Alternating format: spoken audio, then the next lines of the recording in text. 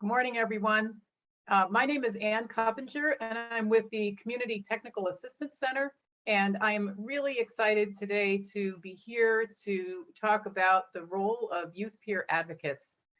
We have Robbie Lettieri, who's the Youth Peer Services Training and Credentialing Manager at Families Together in New York State, to facilitate today's webinar. And he has pulled together just a wonderful panel of experts in youth peer support. These are all folks who have experience as youth peer advocates and supervising youth peer advocates, and they just bring wonderful perspective and expertise to the conversation today. So we are going to just do a little bit of background first, and then a little webinar organization work, and then I'm going to turn it over to Robbie. So if you could just chat in who you are, introduce yourself a little bit. That would be great. It lets us know who's on the webinar today, your name, your role, and where you are from in New York State. That would be great. Just while we're doing that, I'll let you know that the slides and the recording from today's webinar will be posted on the CTAC website. Usually that takes, 2 or 3 days. And the way you find that is to go to the CTAC website, navigate to the upcoming events tab, look at the calendar for today's date, and then you'll see the recording of the webinar. You'll also get an email as an attendee that the webinar, that the recording has been posted. So we'd like to launch a poll question to get a little bit of an idea of who you are. So our team is going to launch that question now. You'll see it pop up on your screen, and you can choose what best describes you. And if you don't see a role there that fits you, you can chat in something that better matches how you identify as a player in the youth peer services space.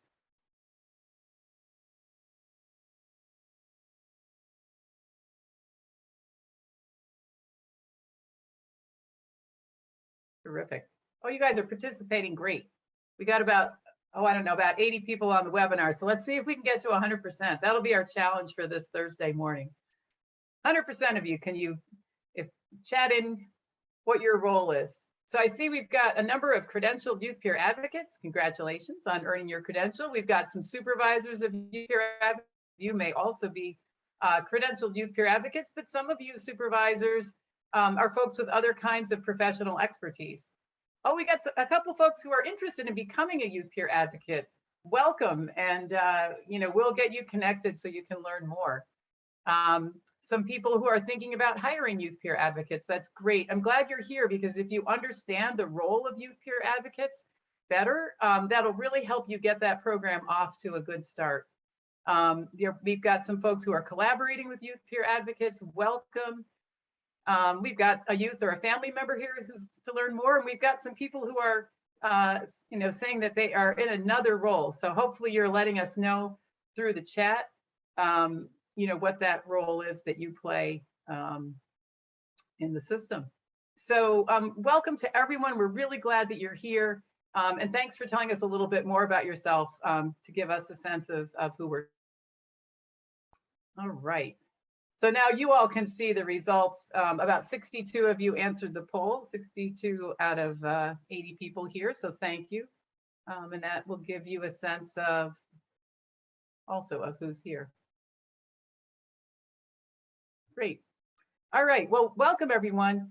Before we dive into today's content, I just wanted to share something with you about an upcoming event.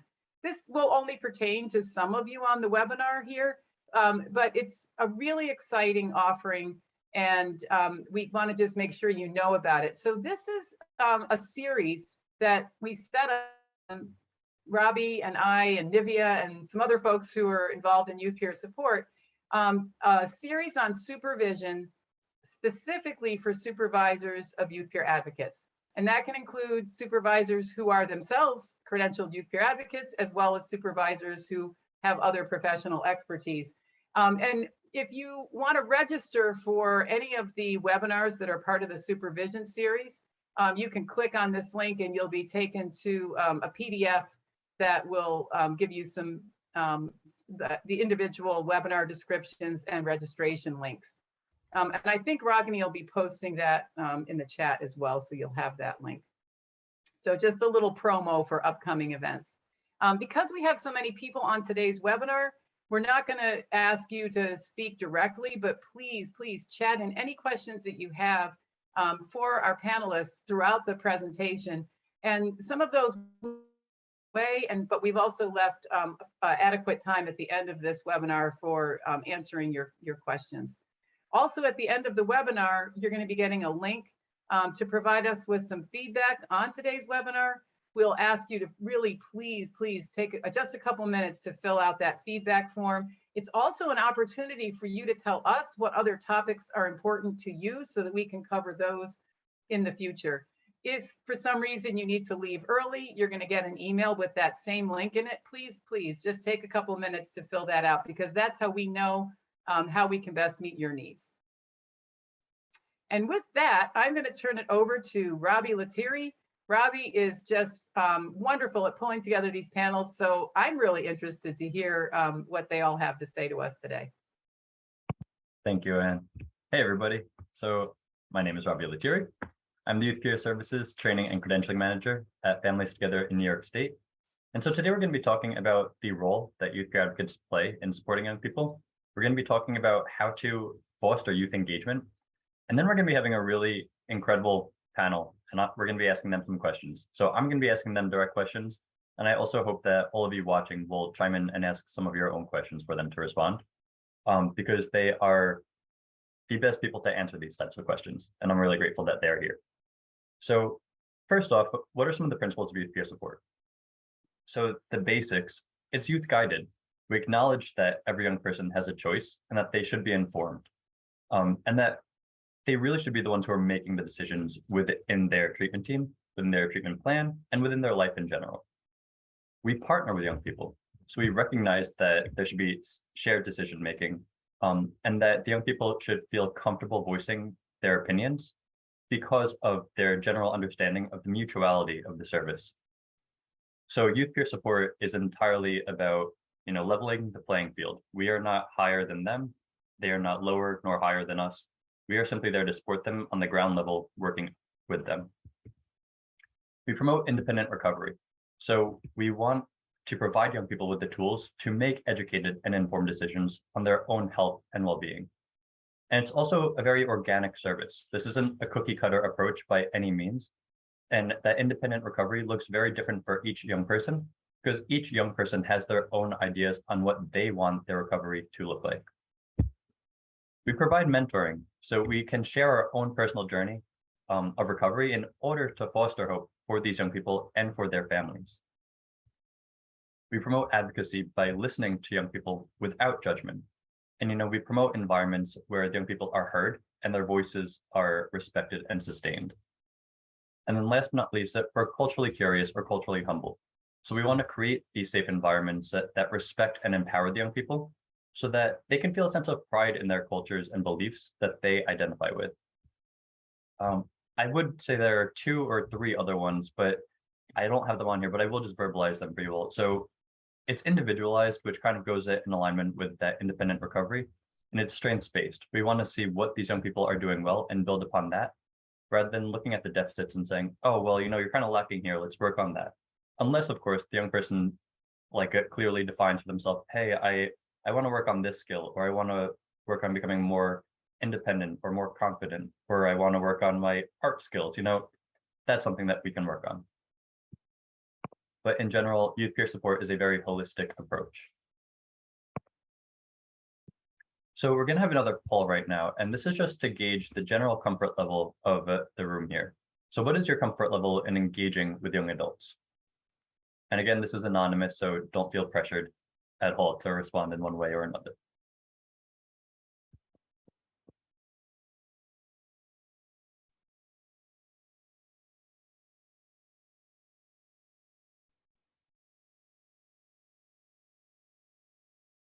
All right, I see a lot of 3s, some 2s, so somewhat comfortable or very comfortable.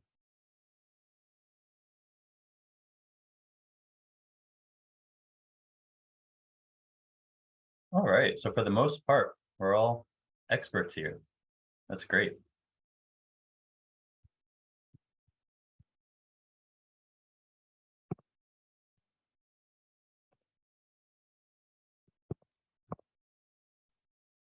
Did not receive the poll.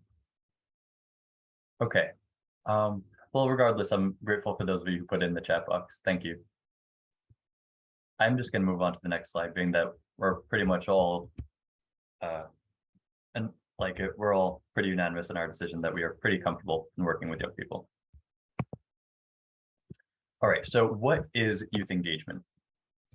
Essentially, youth engagement is not only having young people present, but it's really fostering a place for them to share their voice, hearing what they want to say, hearing what they have to say, hearing their opinions, and really considering each and everything that they are sharing with you. So as it says, youth engagement happens in youth and adult partnerships that are structured so that both groups can contribute, teach, and learn from each other. I feel like a lot of times, me being a young person who was involved in services, I felt like if I was asked to contribute, it was really just because they were doing it for show. And with my providers or treatment team, my doctors didn't really want to hear what I had to say. They were just telling me, and they would talk to my parents instead of me.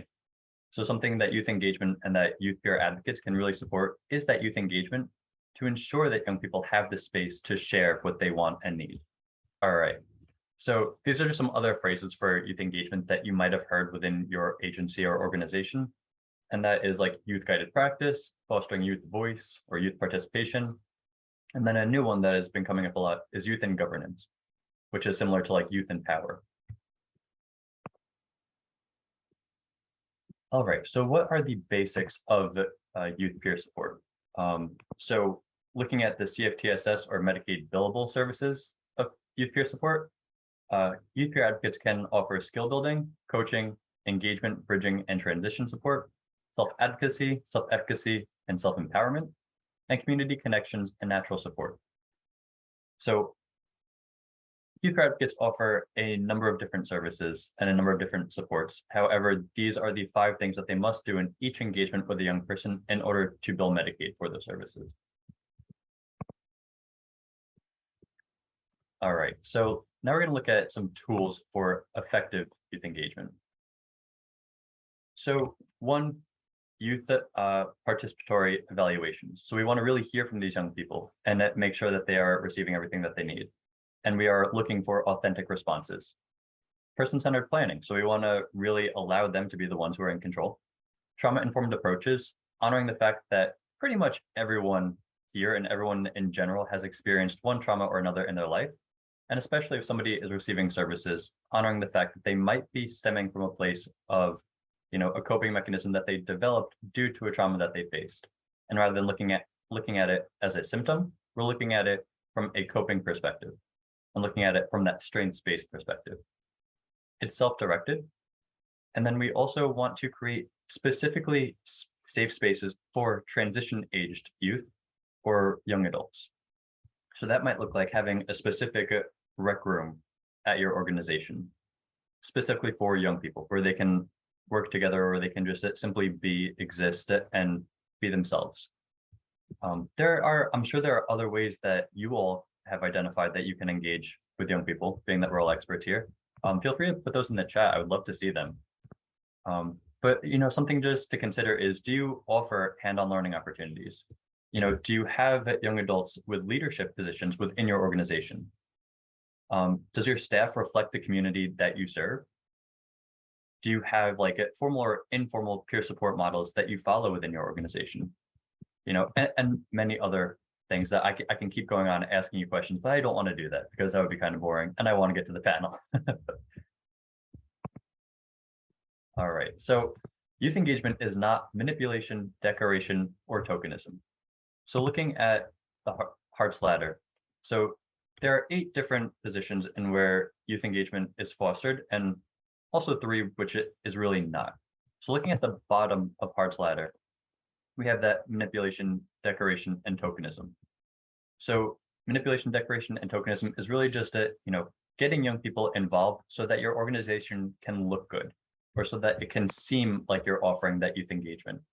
But you're not really listening to what they're saying. You're not really honoring their opinions or their perspectives.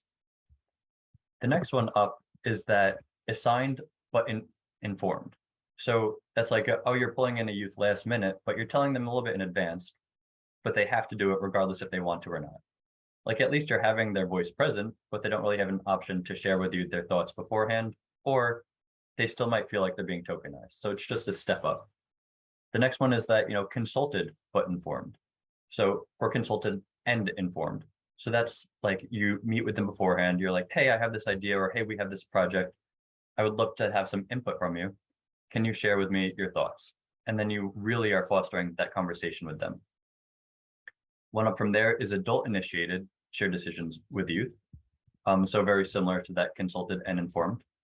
Step up from there is that youth initiated and directed. So the young people are coming up with their own ideas, their own projects, their own meaningful perspectives. And then you are really fostering and supporting them. And then the highest form of youth engagement is that youth are the one who are initiating these decisions. They're sharing their decision-making power with adults and with other youth. So not just one person, not just one youth. And then it's also very collaborative. So the adults in the room are really there to support them. And the youth are hopefully going to feel like there's a genuine partnership that they can come to the adults for support with when needed.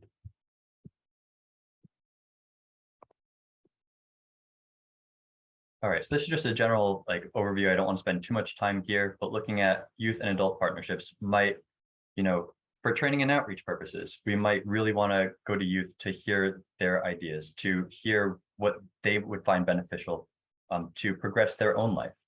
Looking at organizing and activism, communication and media. Youth are very well equipped in media and technology nowadays, and that might be a really great opportunity. Service and philanthropy, research and evaluations, and governance and policymaking. Specifically for youth involved in services, policymaking and governance might be something that is really important to these young people, and they have a lot of value to add in these spaces. So if an opportunity arises, and even if it does not, maybe we can create one. But always allowing and always fostering that youth voice is really crucial to having healthy and organic youth engagement models within your organization. Some of the challenges that youth face, and again, just some, are discrimination, lack of representation, an absence of trust, and a lack in TAY-specific services or transition-aged youth-specific services. So discrimination, whether that is that they're being pathologized, or we're looking at their diagnosis and we're kind of talking down to them because of it, or simply because of the fact they are young people and they're seen as like children, or they don't have what it takes to make it healthy and important decisions. Lack of representation, so they don't see other people who look like them, whether that is from their culture or simply because of their age, that they don't see other people who are having these opportunities to be involved in decision making. An absence of trust. So if they don't have the connections and the relationships with adults to feel like their voice is of value, how are they going to trust themselves and the adults within their organization to try and find a place for them to use their voice? And then a lack of services for them. Someone who is in the youth mental health system at age 18, as soon as they turn 18, they're pushed into the adult system. Now, between the ages of 18 and 21, they can fluctuate if need be, but ultimately, as soon as they're 18, they go from being with young people in youth services to being with adults. So they can be 18 years old and at a program with somebody else who's 65. And they might feel really intimidated by that. So how is your organization handling that space? How are you going to foster their voice? And how are you going to make them feel respected and heard? Some others are, that disempowerment, misunderstanding of TAY culture, and access to services already in existence. So disempowerment might mean, their voice doesn't matter. You have them there, they're kind of forced into being with the adults, and they're just going to be there until one day they're an adult, and then their voice will matter. That's not too trauma-informed, and it's also not too empowering, just to say in general terms. A misunderstanding of TAY culture. So I feel like a lot of times adults think kids or youth or young adults don't have the intellect that they actually do possess. And something that is really important is like talking to them and having authentic conversations, because you will be surprised with how much knowledge young people have and how much they can bring to the table when that opportunity is given to them. And then last up, that access to service already in existence. A lot of young people don't really know what is available to them. And something that youth peer advocates can do is share with them what is available, share with them what worked for them, share with them how they were able to overcome this challenge. And also, all encompassing of these challenges, the YPAs can foster their voice and work with the treatment team and work with the other adults within the agency to make sure that these young people have a voice that is being heard and respected. Housing and education, those are two other ones that are really important. I'm looking at the time, so I want to keep it going. But right now, I want to hear from the panel that we have, because these are the people that I personally value. Not the most, I won't give them that title, but I really appreciate them to no end. I think they are all extremely wise and experienced in the field of youth peer services, and they're also just incredible human beings. So we have Nivea Jackson, who is the Youth Peer Advocacy Coordinator and Coalition Coordinator for the Youth Peer Advisory Council at the Department of Health and Mental Hygiene. Hey, Nivea. We have Ruth Nava, who is a Senior Youth Advocate and a Youth Peer Advisory Council Coordinator at Vibrant Emotional Health. We have Dorothy Weiss, a YPA Supervisor at Lodestar Children's Services. And we have Kathy Kent, a Youth Peer Advisor at the New York Family. Hey, everyone. Hello.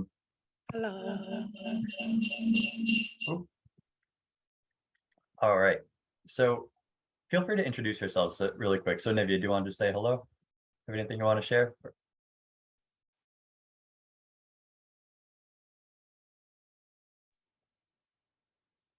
There you go.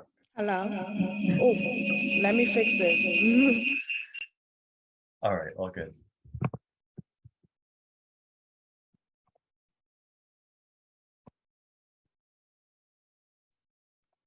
All right, in the meantime, I'm just gonna start asking you all questions, and as soon as I introduce you or ask you that question, feel free to introduce yourself and share a little bit about yourself.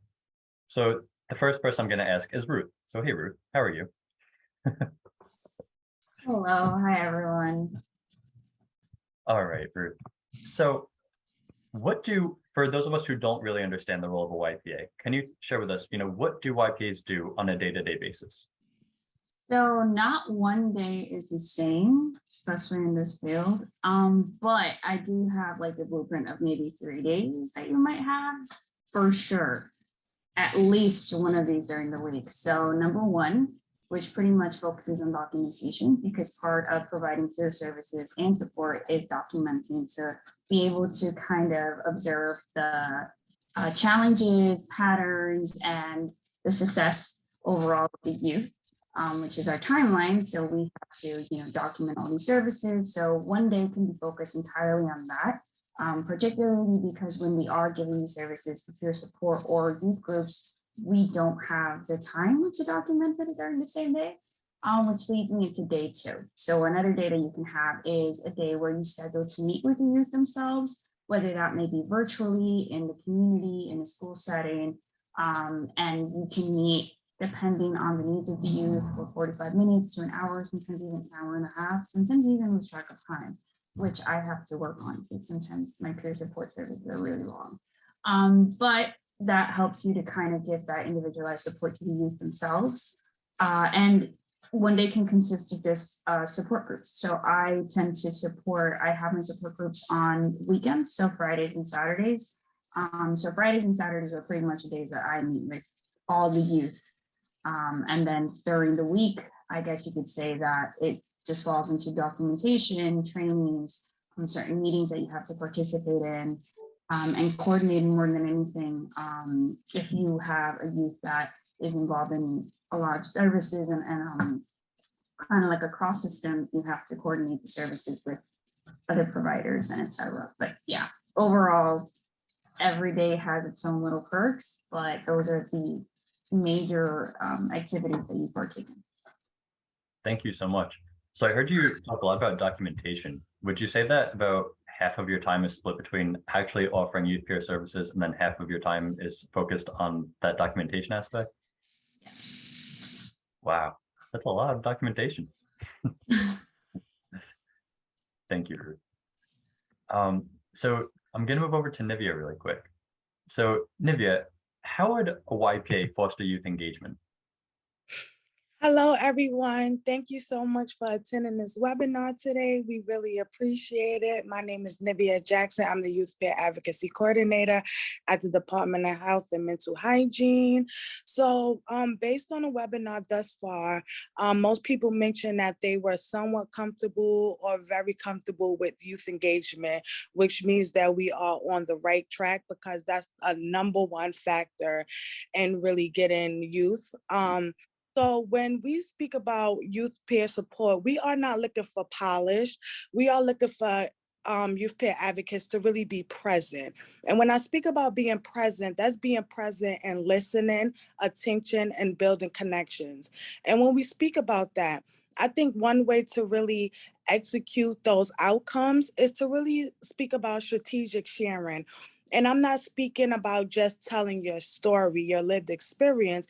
It's really about showing that timeline of you getting out of your lived experience into your lived expertise or that recovery and confidence building aspect of your story. So when we speak about young people, most young people want to make money. They want employment, they want a job as their first income. So when you really speak about your story, we really want to tell the young people how we went from our lived experience to how we went to advance in the workforce. Because most of them is going to ask, how did you do that? I want to do that. How do I join? And when we start to get those questions, that means we are on the right path, because that means that we are now have to identify these young people's strengths, whether that's through a SWOT analysis, whether that's through observation, word of mouth, other programs that they are in. I think identifying their strengths is extremely important, because in a moment when you're actually navigating your lived experience, you don't see no positive aspect at that moment. So for somebody to bring that positive light out of them in one of their darkest times is extremely important. And then that can also lead to shadowing. Shadowing is a big part of the job. Most young people want their voices to be heard. They want to exude power where that may not be happening within a household or their life. They may not have the spaces to make decisions on their life. So in order to really bring that power out, let's encourage them to advocate for themselves. Let's bring them to committees that we're at, sit next to us, just take notes, just go back to these committees and groups and give updates on what they thought happened. Where are the gaps? What is missing? Is as Robbie mentioned, is youth guided practice really being practiced? When this young person go to these committees and they give advice, they give comments. Are these comments, advice, and feedback being brought back to this young person to articulate the outcomes of their responses, which is extremely important. And one last thing I really want to end off with is stipends. Stipends are extremely important. Usually in the lived experience stage, most providers are not looking to stipend young people. And I think that's a part of advocacy, because your time, your knowledge is extremely important. Even at that stage, we don't even know, we cannot control where our stories are going, who they impact. Most of the times we don't know the outcome of our stories that we tell. So to really show this young person that their voice is beneficial, and we encourage their voice to be at the tables and we appreciate it, stipend these young people for their expertise and contribution to the committee, the planning group, whatever group that they're at, that you need young people at the table. So those are the things that I would add, in addition to all the wonderful things that everyone else is using for youth engagement. Thank you, Robbie. Thank you so much, Nivea. That was an incredible response. Dorothy, how are you? Hi, I'm good. Hi everyone, my name is Dorothy. I am a supervisor, particularly a YP supervisor at Lodestar Children's Services on Long Island, and I have been a youth peer advocate for 3.5, 4 years. Awesome. Thank you, Dorothy. So what made you want to become a youth peer advocate? So honestly, I had never heard of youth peer advocacy before my boss told me about it. And as soon as I looked into it, I just kind of thought to myself, this just makes sense. And I wish that I had received youth peer support. And I really wanted to empower youth like myself and give youth an outlet who would provide like a unique understanding of their situation. I also really wanted to meet youth where they were at. I think that's an opportunity that youth peer advocates use very uniquely because of their lived experience. And I think I really wanted to support them towards whatever recovery looks like for them and work towards their individual recovery goals. Wonderful. Thank you, Dorothy. Kathy, how's it going? Hi, Robbie. So hello, everyone. I thank everyone so much for joining this this process in general, just being a part of this and getting to know all the panelists that's here. So I'm Kathy Kent. I'm a youth peer advisor for New York Fallon, and I work specifically for the Strong Family Community Training Center within New York Fallon. What I do is I train youth peer advocates across New York City. Right now, we're currently training youth peer advocates that's in the FIPS contract along with DOHMH with Nivea Jackson, but we're going to open it up to youth peer advocates across New York City itself. So that's something that I'm excited about. It's something that I wanted to do for a very long time. I've been in youth peer advocacy for 10 years. I started off as a youth peer advocate intern in 2015 in Families on the Move, and that was when it just clicked for me. I just always been into advocacy, but right now I'm in the stage where I'm like in the back, and I just want to teach youth peer advocates the skills to really engage with the youth that they're working with so they know how to navigate through these systems. Awesome. Thank you, Kathy. Can you share with me a couple examples on how youth-guided practice has impacted your specific agency? I think that youth-guided practice impacts my agency a lot, especially the fact that I'm in an agency that's a foster care agency, New York Fallon. New York Fallon is known for that. And I think what's amazing is me coming in as a youth peer advisor and teaching them real advocacy within the agency, teaching them the mental health system aspect, because I work specifically for mental health. So I think with youth engagement, I think it been existed in my agency because, like I said, it's a foster care agency. But I think what's amazing about it is them now meeting me and really finding interest into advocacy. Like, what does advocacy look like, and how do you teach these skills of navigating through a system, right? And I think with that, I think how they practice youth guided practices within my agency is they teach like authentic engagement, right? Because a lot of times I think even when I was coming up, I used to feel like, is this real? Like, can you connect to me? How is this a peer-to-peer interaction, right? Because you never navigated the system. So how can you teach me the skills of navigating the system? Especially mental health, which you spoke about, Robbie, earlier, is that once you're 18, it's kind of like you with the adults now. It's not like many other systems. Mental health is very like clear, cut, whereas in the foster care system also. So I'm in an agency where I'm advocating for two challenging systems. And I think how they foster that also is the implementation of the SFC Center itself. So my Strong Family Community Training Center, we don't do trainings unless you voices first, right?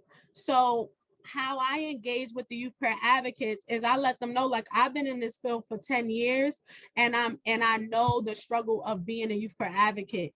I know the struggle of not feeling appreciated in agencies and having to be in a brand new agency where they're not accustomed to advocacy. They're more accustomed to the social work aspect.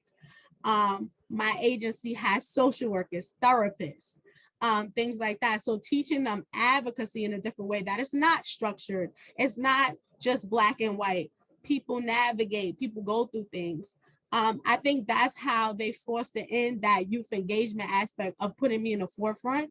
And also me, myself, always making sure youth peer advocates tell me what they want. So what type of trainers do you want?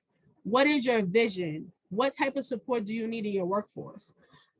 Those are ways where I feel like that youth guided aspect comes in within the Strong Family Community Training Center. And I would say also providing them with youth roundtables. So I currently provide youth peer advocates the youth roundtable, and the youth roundtable is a space to implement different things that they learn from the trainings that I do, different topics and different needs that they need in the workforce. And that would be more so where Nivea comes in, where she does the workforce development. And I think we're constantly practicing that youth guided aspect of, like, your voice comes first. If anything, when I'm creating and implementing these trainings, I'm only thinking about your youth and you as an individual. So I do trainings about leadership. I do trainings about, which I want to do even mandated reporter, right? How do you teach a youth peer advocate what this mandated reporting is, right? What is your role as a youth peer advocate? Also, how do I feel appreciated? How do I do outreach? How do I do case notes? Ruth talked about. And also, how do I even engage youth itself? Like, so I think all around the board, I think I implemented within my agency, because I'm in an agency that is very like foster care. When people hear New York Fallon, they're like ACS, right?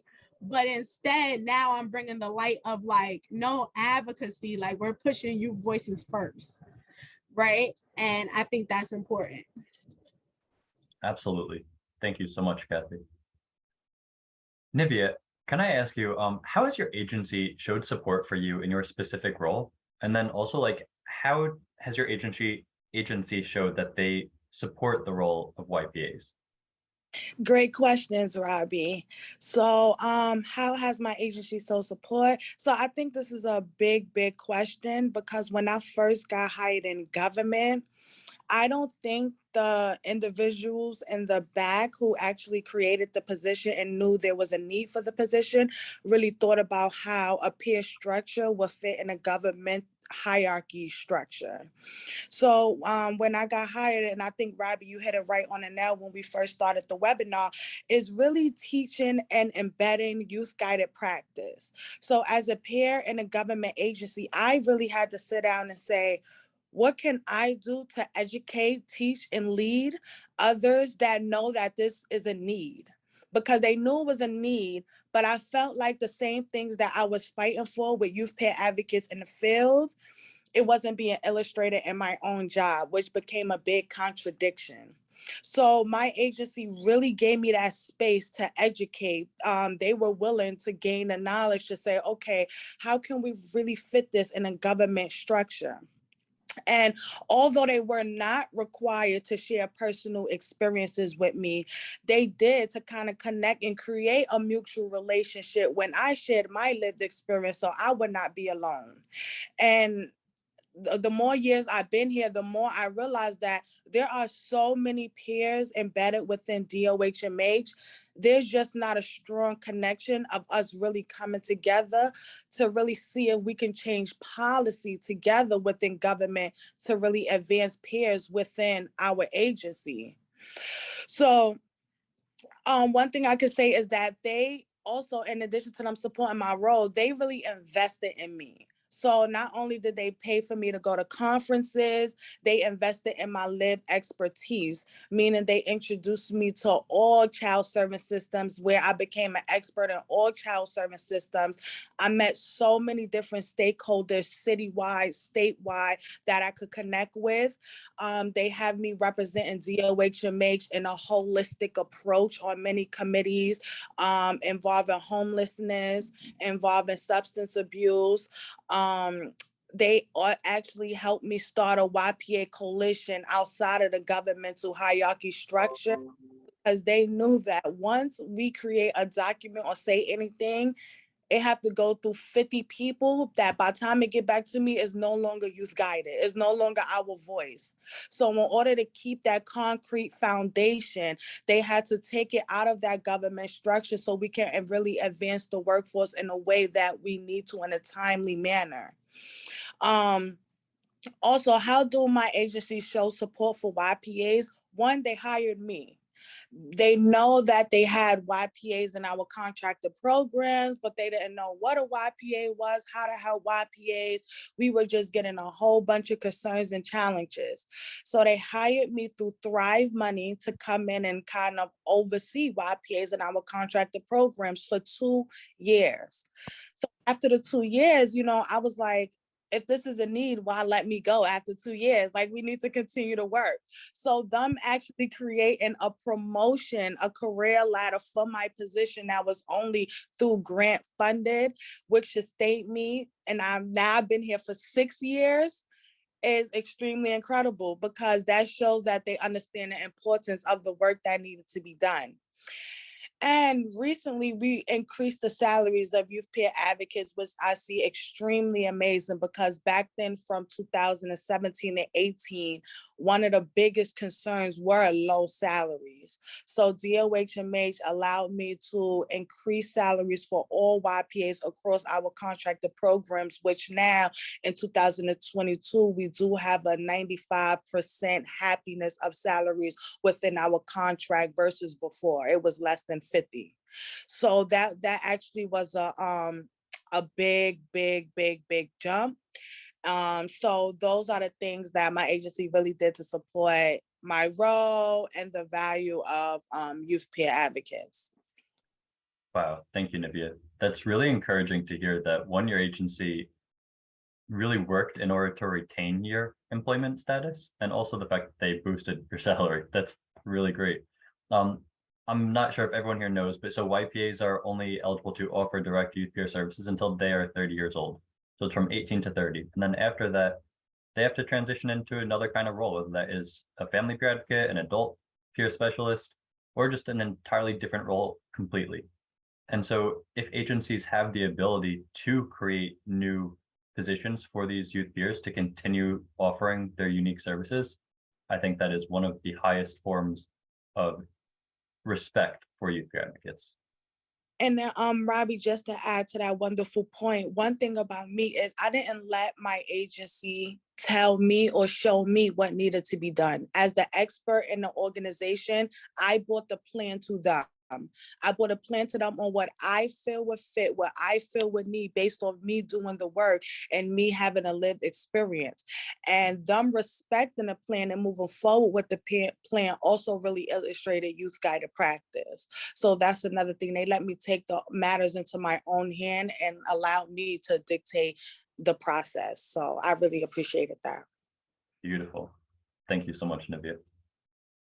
Ruth, so how have you seen YPAs collaborate with other service providers within your organization?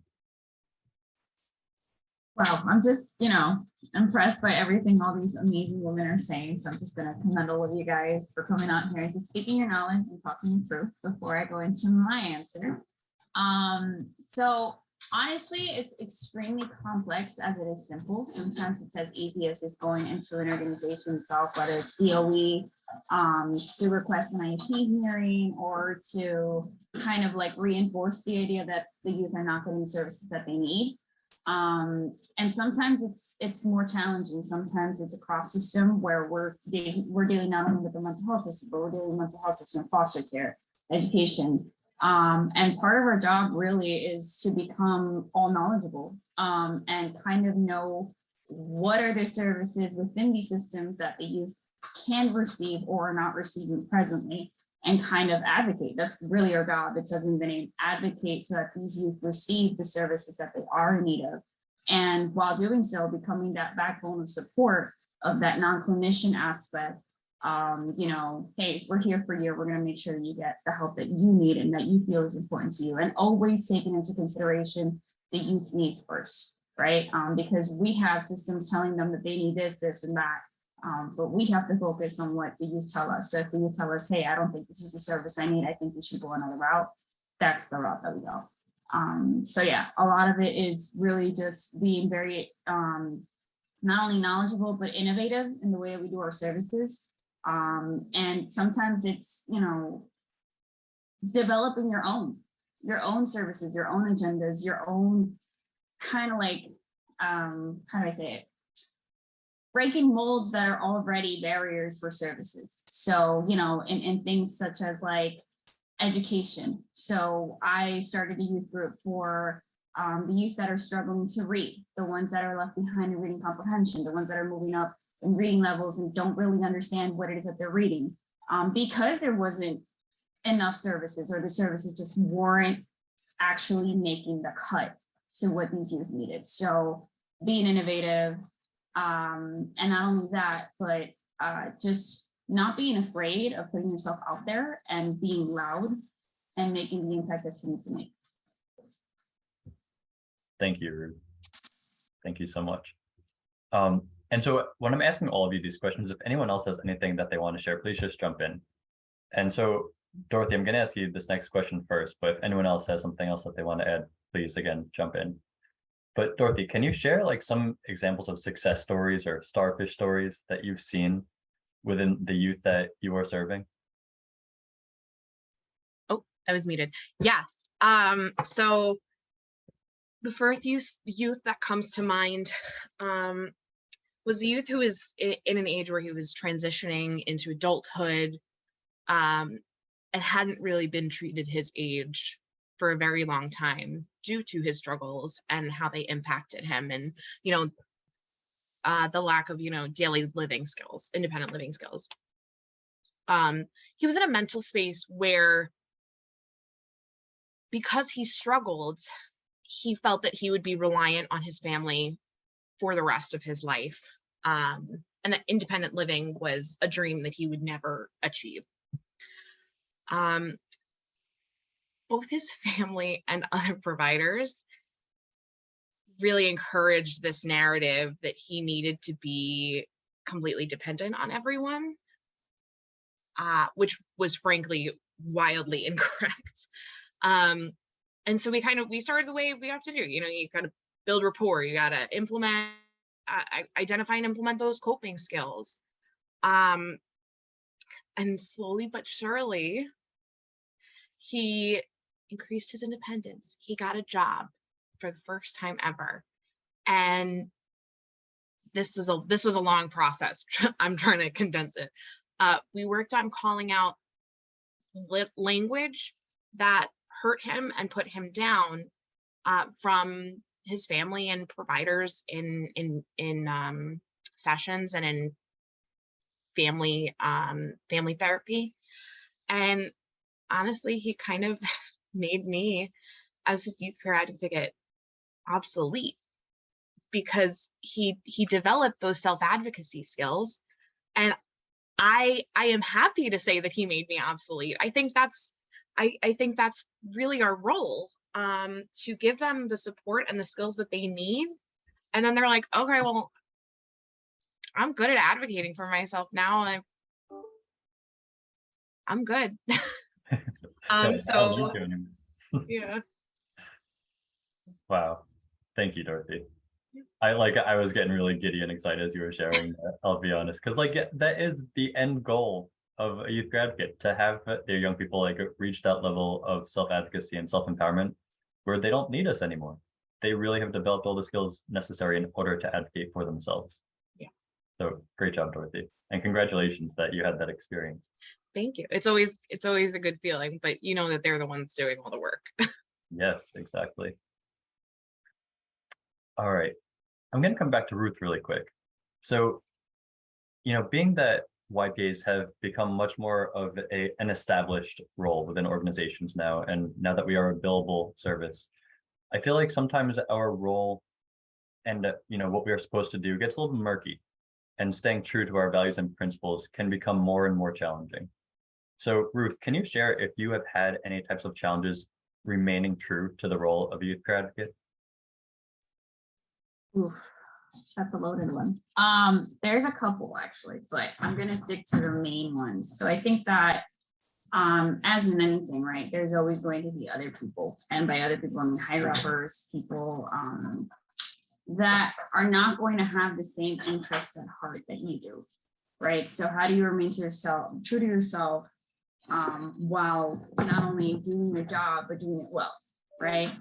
And I think that the most important part is always remembering who you're working for. You are working, yes, this is your job, but you are working for dozens and dozens of people, dozens of youth that otherwise don't have a voice, right? So you have to be not only mindful of that, but you have to work with integrity, and you have to make sure that before anyone else's values and purpose, you're putting their values and purposes first. Because that's what you would have liked. Coming from myself and the mental health system, I didn't have any of that. So, kind of like always reminding yourself to remember where you came from, putting yourself in their shoes and knowing, hey, you're once there, right? And you would have liked someone to really hold you by the hand and said, hey, we're going to get through this. And at some point, you're going to be able to do this by yourself, right? So I guess more than anything, just remembering why you're there, and not being afraid of rejection, because there are going to be proposals that they're going to turn down and say, hey, no, we don't need this, or like that's not really a need that we need to focus on. And just being adamant, insistent, and determined. So determination, integrity, those two I would say are like the biggest values that you have to keep in mind when doing this job and doing it well. Absolutely. Always coming from that place of integrity is really crucial to the role of a YPA. Thank you, Ruth. All right, I am aware of the time, so I am going to pass by some of the questions. But I guess to ask, I really want to come back to Nivea. So Nivea, what type of changes within your agency do you need in order to successfully onboard youth peer advocates?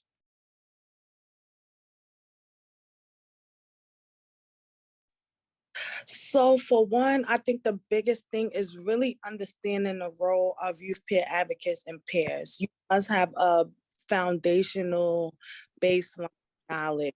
What is a peer and youth peer advocates? Or you will not even be able to start to look into different policies and structures to see what will really accommodate youth peer advocates. So I think really having that foundation knowledge will kind of be a challenge for most agencies, because what I'm realizing now is a lot of agencies that have been existing for years are really scared of change. They have things that have been in place for so long. They have people who've been for so many years that when you introduce a new concept, they feel like it's past like the end of the world, So it's a lot of scariness around change for most people, where they're not going to be able to just come to the concept of it. Also, I'm realizing that it's this big challenge with academia and lived experience. I don't know why, but once all parties can really come together and learn how to collaborate and work together and understand each other's roles, I think that will put a lot of fuel down and really help more people understand what us as youth peer advocates is trying to do. Even with us having this new credentialing, we have to really start articulating to people with degrees and certifications that my credentialing is equivalent just to your master's. And I think that the way we really articulate our skills and credentials will really show people how we are advancing the workforce and why we are important and powerful to be at the table. One of the things right now is funding. I think a lot of agencies are rushing to invest in youth advocates and embed them in their agencies and don't have the proper funding to do so, which cause extremely low wages where many youth peer advocates are not even getting paid the living wage, which causes high turnaround.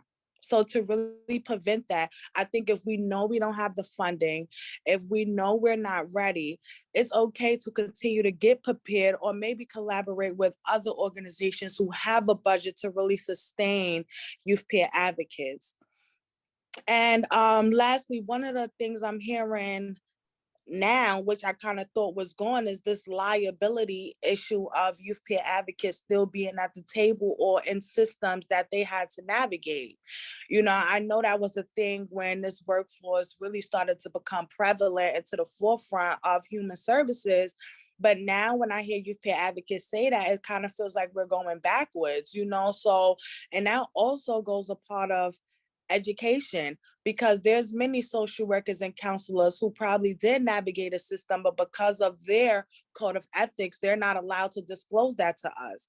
But because we have to disclose our lived experience, it don't pushes us forward. It makes us look like a liability versus someone that would be good for an agency. So that's why one thing I really started to do when speaking about youth peer advocates or the workforce, I just start hitting them with outcomes, the best outcomes that can happen on a advocate level, agency level, program level, and citywide and state level.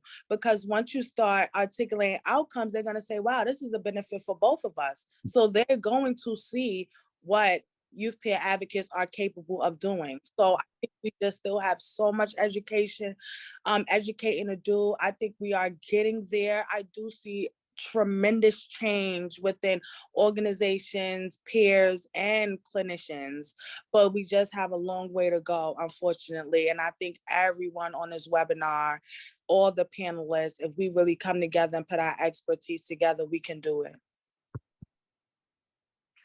Nivea, thank you. Yes, so I know Anne referenced earlier that we're in like Hollywood Squares, and as you were speaking, I just imagine like having audience like cheering in the background because everything was so on point. So thank you so much for that. Kathy, what type of skills do you utilize most within your role? I think as an advisor to youth, like within this youth peer advocacy workforce, I use an empathetic, non-judgmental, and an ethical approach. And I think that's something that I used when I was a youth peer advocate, so it's more enhanced as an advisor, because I understand truly what it was like to be a youth peer advocate and to kind of feel so small in huge agencies. I know that firsthand, but I always had the biggest mouth and I didn't care, right? So I'm always hearing the needs of youth peer advocates and making it my duty to make sure they understand that I'm hearing them from a non-judgmental place and making sure I come from an ethical place also, because one of the concerns that I always have is this barrier of just implementing youth peer advocates and programs and not teaching them that mandated reporter aspect, where a youth peer advocate that has a very clinical background, I'm speaking on from going to school for psychology, I'm not speaking outside of that box. They may have a habit of seeing signs of certain things and reacting and placing youth within the system. And one of the things that's unique about advocacy, that I like to say that ethical standpoint, is that with advocacy, you're able to place yourself in individuals' shoes and understand that these systems are not what they are not it. I'm not even going to clear cut it. You're able to identify, you're able to know firsthand from navigating that mental health system. You're able to know from navigating that juvenile justice system. You're able to identify being in foster care and knowing how it is to be placed in a different home or abused within these systems. So with that being said, when you're placing youth peer advocates in spaces where they do not know their role, people have no idea how dangerous that can be. It can cause a lot of issues. It can cause a lot of harm to families instead of good. So I think it's important and my role as an advisor is to really teach them what it is to be a real advocate, to understand that everything is not black and white all the time, that you may see a youth that their clothes is dirty or something like that. The first thing you do is not make a phone call. The first thing you do is say, wow, you know, what's going on with you? Do you need any clean clothes? Right? That should be my first reaction. So the strategies and the skills that you learn from navigating systems, you able to pass it on and be an empathetic individual. And I think that's one of my number one skills. And I also think that communication. Am I really listening to the peers and their concerns, or am I just listening to it, taking it in and not implementing? But one of the strategies that I think that I use a lot is saying, you know, what can I do next to introduce this to the workforce? Not just answer your question, but introduce this to the whole entire workforce. So creating and implementing trainings that's like legitimate geared to things that I hear is a number one thing for me, because I know what it is like to be a youth peer advocate in an agency that never heard of this stuff. And I remember how much it has done damages to you. And I'm watching it in my face, and I'm watching how they're navigating systems and not really clearly being taught how to, just being taught about things that people aren't informed about. The beauty of being an advocate is, and I think Nivea brought this up, but in general, the beauty of being an advocate is legitimate just that, right? I can go to school for several years. I passed my psychology classes with flying colors, right? I love them. Like, you know, but, right? Have I navigated the system I'm working in? I'm hired in, but did I navigate that mental health system? No. So the policies and the things you're Googling, but you don't know because you never navigated it. So me as an advisor, I think my number one thing that I always say is like, listen, I'm coming as my authentic self, come as your authentic self, and we can work together to learn these skills, right? Because you're not going to learn this by tomorrow. And just because you get credentialed as a youth peer advocate and become a youth peer advocate does not necessarily mean that you have those empathetic skills, being empathetic, placing yourself in other shoes. You may come from your own lived experience where you were shut down, and now your number one goal is to shut others down. So being able to identify the right fit for these systems is very important, especially as a supervisor when we're talking about the supervisor series, right? How do I identify the right fit? Am I just saying, oh, you have lived experience, you're hired? No, because it's deeper than that. And I'm saying this from a perspective of an advisor because I work with many YPAs. And everybody is going to be different. Everybody's approach is going to be different. But am I placing the right people instead of just trying to meet a number is important. Thank you so much, Kathy. Really incredible response. And I also appreciate, and, you know, summarizing really quickly that, you know, empathy, listening, strategies, and advocacy are like the formula for a winning approach. And also your point, Kathy, on the fact that YPAs, we all have different skill sets and we all have different things that we are going to bring to the table, but it's important to find those people that are really able to offer youth peer services, not just saying, oh, you have lived experience, you can be a YPA. Like taking some time to really foster those skills within them before they go out into the field. All right. Hey, So- Robbie, I see that Ruth chatted in something, but Ruth, you might want to unmute and just share that with everybody if you can. Hey, sorry guys. So I saw this question that was kind of like just pending at me because it was indirectly at working with youth that have hold on, what's the question right now? Let me try to read it. Let me see if I can find it. Okay, so this work seems no, that wasn't it. Okay. Have the panelists work with students with disability or receive therapeutic intervention in the school setting? How different is the role of working with this population? And I was just answering that to the best of my knowledge. So having worked with this specific population myself, the one thing that is imperative to keep is patience. And not with dealing with youth directly, but with those in the education system themselves, you're going to get a lot of barriers and constant no's. So you have to be prepared for that, because that will be a battle in itself. And I guess the most important point that I was trying to make when advocating for these services is finding not only the resources for the parents, but making the parents know the resources and services that are available within the school system itself. I cannot tell you guys the amount of times that I have sat down with parents and they don't know what an IEP is, or they don't even know what the IEP consists of, or they don't know if there's any kind of additional school-based support within the school system itself that can benefit the youth. So number one, and I think the most important one, is educating the parents, and not only educating them, but educating the youth and letting them know, hey, this is available and you can request it, and this is how you can go ahead and request it. And once they've requested it and they get that impending no, how do we go about an appeal and make sure that you still get them because you need them or you feel that they're necessary for you? So yeah, that was the answer that I was trying to give, but most importantly, just educating, making the resources available, and having a lot of patience, because the school system can be very, very tricky to navigate, for a choice of good words. So I hope that helped clear it up a little bit. Beautiful. Thank you, Ruth. I'm seeing we are getting some questions in the chat box. Do we want to wait until after to address those, or do we want to go through them now? I think we can do a few along the way. And I'll also put in, or Ragini, maybe you can look for a link to the Education Matters series page and put it in here. Just to the point that Ruth is making, like understanding how that system works is really helpful. And Robbie and I have commented a few times that a lot of youth peer advocates are not interacting that much with schools.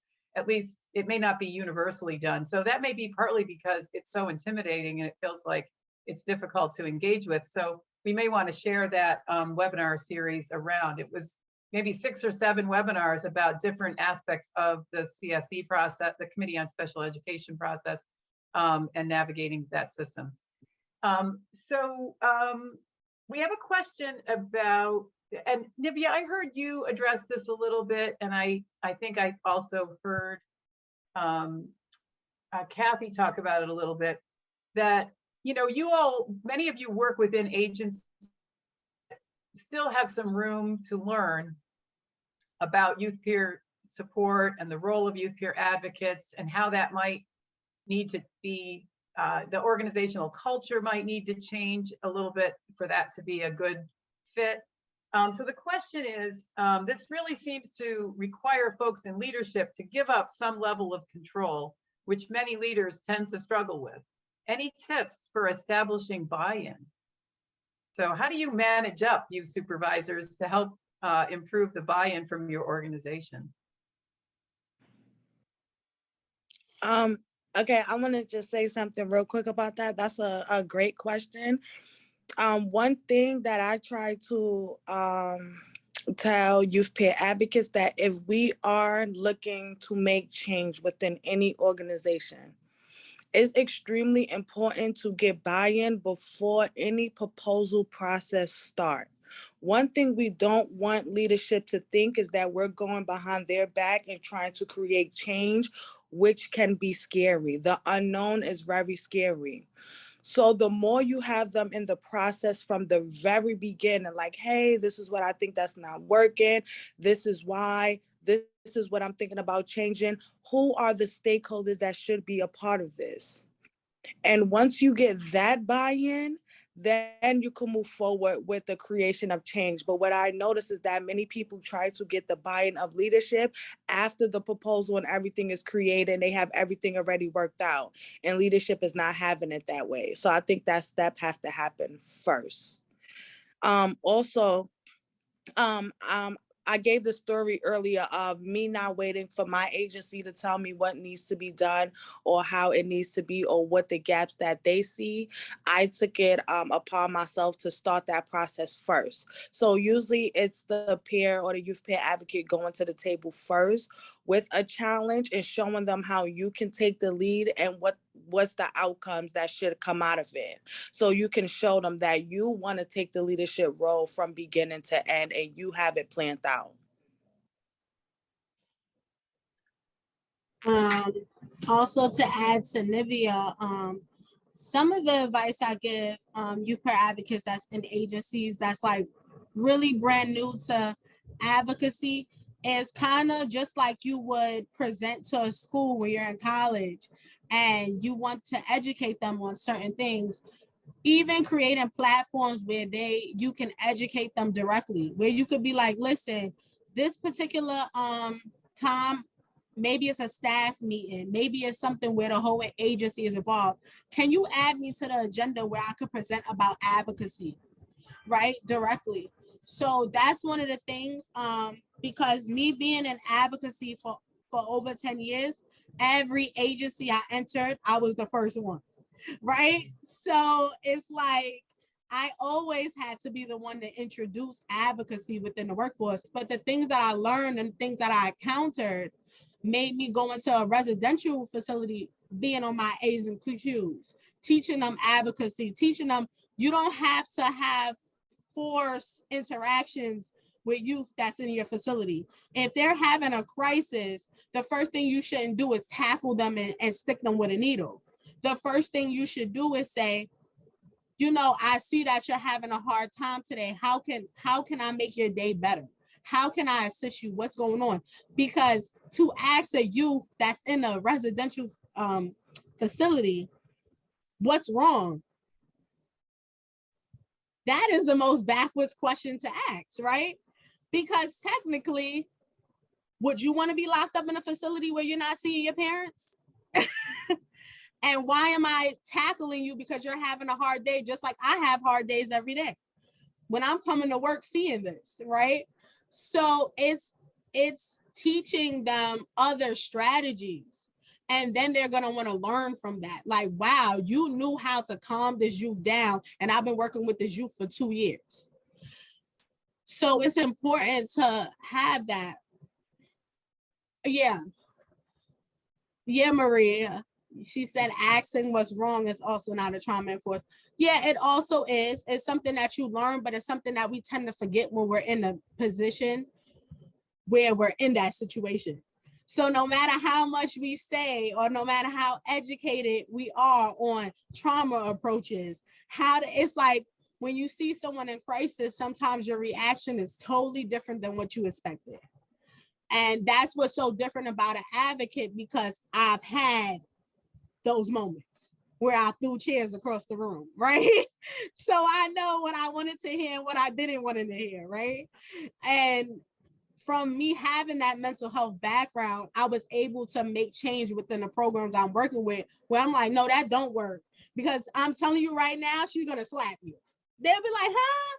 You know, and every time that I predicted something, it happened. So they started to realize Kathy's right. Right. And that's what happens sometimes. Sometimes as YPAs, when we come into these agencies, we have to make them continue make mistakes and watch numbers go down and things change. And we have to say, but I told you that. I told you that was going to happen, but you didn't listen to that because you thought my voice didn't matter. So now that you see that it does matter, now I'm going to implement these changes. Now I'm going to step in. And you have to take the initiative, right? You, like Nivea said, you can't just expect an agency to just buy into a situation like that. They're like, listen, first of all, I don't know who you are. This is not going to work. But if you ease your way into it, especially from day one, showing them that you are educated in advocacy, right? You're educated in whatever you're educated in, but I'm educated in this advocacy aspect. So with that being said, let's both learn from each other. And you have a lot of YPAs that's in college. They are learning these skills every single day, and you're teaching them. You're their internship. So if they can see that this system is getting better while they're in it, it's so empowering. Thank you, Kathy.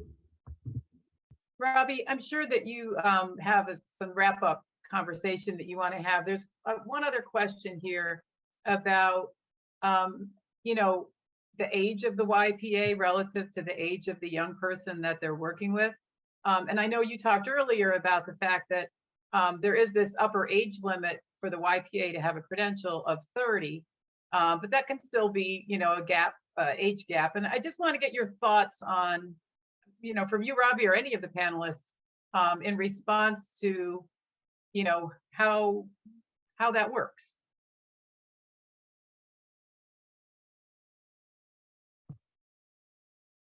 I guess I'll start and then I'll hand it off to whoever wants to take it.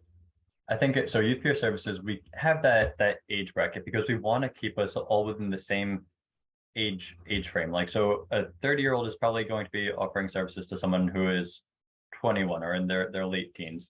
And yeah, that's a pretty large gap, but it's still much more appropriate than an 18-year-old receiving services from somebody in their 50s or 60s. Not saying that somebody in their 50s or 60s isn't incredibly skilled and knows how to support people, but in that youth guided practice and keeping it youth focused, we want to have the same age where the young person can feel more safe and secure talking to somebody who looks and acts like them, somebody who understands their language and their culture and that youth culture. So I mean, I can keep going on, but I also want to hear like it. So Nivea, Ruth, Dorothy, Kathy, do any of you have anything else that you want to share in regards to that?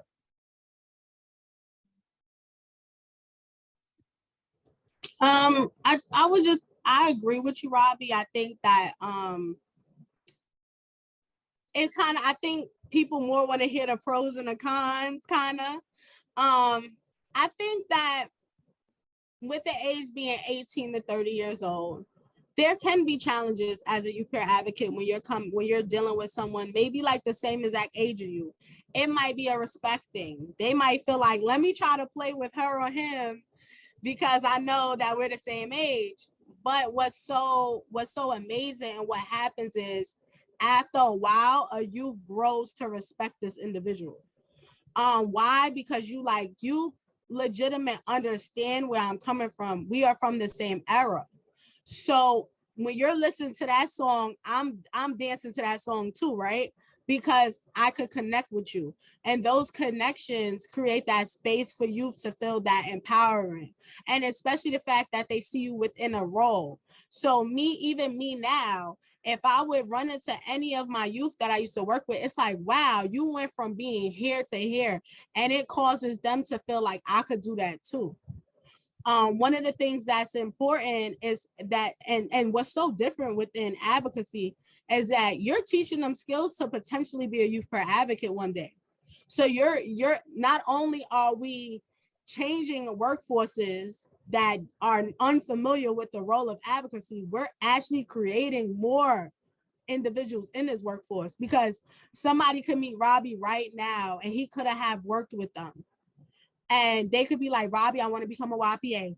Now another one that he used to work with maybe 5 years ago. Now you have a workforce full of people that remember Robbie in a stage when he was just a YPA. And it's amazing, right? And that's what's so different because the workforce continue. Because I don't think YPAs are going anywhere. And that's the thing. That's the buy-in part in agencies. Like youth peer advocates aren't going nowhere because this cycle is going to continue. Absolutely. I know there's something, young people are much more likely to seek support from their peers than they are from professionals. And so whether that is simply because the other young people look like them or like they're closer in age, so they identify with them more, they feel safer. There's something to that. I know for myself personally, when I was a teenager in a psychiatric hospital, there were two providers and maybe they were peer advocates, but I don't know. I don't really remember those specifics, but they were much younger than the rest. And so, I had my psychiatrist, my psychologist, and, my whole treatment team who came in their suits with their coats on. And I was extremely intimidated by that being a young person. But then these two people, they came in their jeans with a shirt or like a blazer and maybe like a sports jacket, which, yeah, they're still they have the essence of professionalism, but they were much more casual and they were much more approachable for me. Me being 14 and then probably being in their late 20s, early 30s, if I had anything on my mind that I want to talk to, I would ask for them specifically. If I saw them, I was much more comfortable approaching them and having open and vulnerable conversations with them, as opposed to my psychiatrist or psychologist who was in their white jacket and their suit and tie, taking notes, just looking at me as if I was a subject rather than a person. And so I think that age bracket really had some kind of profound effect on my personal psyche. And I think a lot of young people have a similar experience to that. I do see, so Jennifer asked a really great question in the chat box. So she said, what are some of the most beneficial ways of supporting peer advocates when they are experiencing difficult periods in their lives? Do they want to be asked about their lived experience in real time? Ruth, go for it. So I'm just going to jump on this one because it kind of, it resonated with me. Because during the time that I took on the role of a YPA, so I actually didn't even introduce myself formally, but I've been in the workforce for 8 years now. I started when I was 17, and I'll let y'all do the math to figure out how old I am now. But when I first started, I was going through my lived experience. It wasn't with expertise yet. I was still navigating my own complexities with my understanding, my, my diagnostics and what it was that was wrong with myself, what it was that I wanted to do with my life. So it was a very, very difficult journey to kind of come to this place of, okay, now I'm going to help others kind of figure it out. And it's like, wait, how am I supposed to do that if I'm still figuring it out, right? So I was very fortunate in the sense that my supervisor, I've said it again, time after time, was an essential part in that healing process, because as I took on the role, it also became part of my healing journey. She was very mindful of what were the things that I could take on and couldn't take on. So there's certain cases that you're going to kind of have to dabble in that might trigger certain things, particularly certain forms of trauma. So I think that just being vocal and asking for that support, because you're in a role of advocacy, so you should advocate for yourself, and letting your supervisors and higher uppers know, hey, there are still things that I am navigating myself. There are still things that I have difficulty dealing with, and just being vocal and vulnerable, because contrary to what people say, there is strength in vulnerability. And I think that it's important to wear your heart on your sleeve once in a while, and hope that the other half of humanity is empathetic enough to kind of lift you up and guide you. And honestly, the sharing experiences in real time, that is entirely up to your discretion. You get to share your story the way that you deem it more appropriate. No one should take your story away from you because it is yours, and no one should use it to tokenize or to kind of like, give themselves a higher status. That is yours to share at your time, at your pace, and at your discretion. So yeah, I hope that helped answer a little bit of that question. Wonderful. Thank you, Ruth. To touch on what Ruth was saying, as a supervisor, I kind of open up that space, and I'm like, you're here to talk to me about, if you have questions on documentation, you have questions about working with youth, you are trying to figure out how to navigate a certain situation, but also the discussions that you have with youth might be triggering. And this is a safe space for you to discuss that if you feel comfortable. I also think what you said, Ruth, about, who are we as people who, still struggle occasionally, or may still struggle a lot all the time. Who are we to be providing these services? And I actually had a conversation with someone that I supervised literally yesterday. And she was saying how, I'm talking to this youth about, how do I take care of myself, and how she should take care of herself. And she's thinking in the back of her mind, I'm not really taking care of myself. Who am I to tell her what to do? And I think part of that is the human experience. Our role is not to be the perfect person. It's to give youth the skills to grow and develop self-efficacy, independent living skills, and work towards their recovery. We don't have to be the perfect person who always does the right thing, and who always uses the healthiest coping skills. I think at that point we would become pretty disingenuous. So I don't like when people, when you're struggling, if people say, oh, well, what would you tell someone that you're working with? Well, I know exactly what I would tell them, but sometimes it's a lot harder to do that even though you know it. So I really like that you shared that, Ruth, because I think we all feel it, and it's kind of that imposter syndrome kind of thing that it sounds like everyone really deals with. Absolutely. Thank you both for those responses. So we do have slides on the credentialing that I was going to go over, but you all have a much more profound effect on speaking to the role of youth peer advocates. So we are going to send out these slides. So if anyone has any questions about the credentialing or training process, you'll have them at your disposal, and you can reach out to me with any questions that you might have. I do want to ask one final question to you all before we wrap up. And that is, what are your hopes and dreams for the youth peer movement as we move into the future? And I'm also going to let you know that sadly, we only have 3 minutes left. So this is your soundbite moment, everybody. I guess I'll start first. So, and I think I've been saying this in most settings recently, is really seeing, sorry, YPAs in higher roles. And I just don't think that can happen if supervisors and CEOs and VPs don't move up and out. So how can we really get senior level staff to move up and out where youth peer advocates and family peer advocates can move up and, higher positions? I really want to see youth peer advocates as supervisors. One time I was reading a job description and they was asking for a peer supervisor, and one of the qualifications was they had to be a female peer advocate. And I was like, okay, so this excludes youth peer advocates entirely, and I'm seeing that more often. So how can we really get them in these higher positions where lived experience, lived expertise is always represented on a higher level? So that's what I would like to see. 2 words. More Go. growth.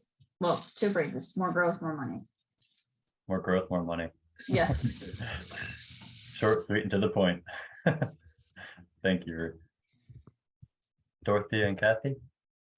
I agree. I really want us to grow across New York State, ideally across the globe, and so that people in the field know about us and how we can provide additional support. And I would like for, as we grow, for more youth peer advocates to become supervisors and lead the workforce as some people start to age out. I think Thank you. and more more funding for YPA services that can go directly to YPAs and supervisors, and Thank you. Kathy? Mine's is the same. I just want to see more ladders, just like every other positions you see within the workforce. I want to see youth peer advocates have ladders, like a senior youth peer advocate going to a supervisor, then going to a director, then going to a CEO. Who would be the best fit to run a nonprofit organization than a person that navigated that same system and that would have that empathy and compassion? So I just want to see youth peer advocates be in higher positions. And it will really show evidence-based on how much families and youth would succeed. Absolutely. Thank you, Kathy. And thank you all so much. I'm going to hand it back over to Anne, but I just want to say thank you to the panel. I always appreciate your presence and your feedback and your insight on this incredibly invaluable service. So thank you all. Really, thank you from me too. And, I would encourage you all to take a look at some of the resources that we have out there. If you want to learn more about credentialing, on this slide, which you'll eventually get these slides, there's a link to a pre-recorded webinar that tells you all about the training and credentialing process. This is a link to the CTAC, a page on the CTAC website with lots of information about youth peer support that connects you to other resources. Earlier, we provided you with a link on the supervision series. These are links to the first 2 sessions of that 5-part supervision series. And I think, a lot of you are asking the kinds of questions that you might find it helpful to come back to some of these supervision webinars. And also, I just want to thank all of our panelists so much. I mean, I learned a lot today. I took a lot of notes myself, and I really appreciate you sharing your wisdom and your expertise with everyone here today. And thank you, Robbie, for organizing this. It really, really was wonderful. If everyone can take a minute to click on the link, we'll leave the webinar open for a second, but if you scroll up in the chat, you'll see a link to the survey where you can provide us with some feedback and some ideas. And with that, I'll close this out and wish everyone a wonderful day.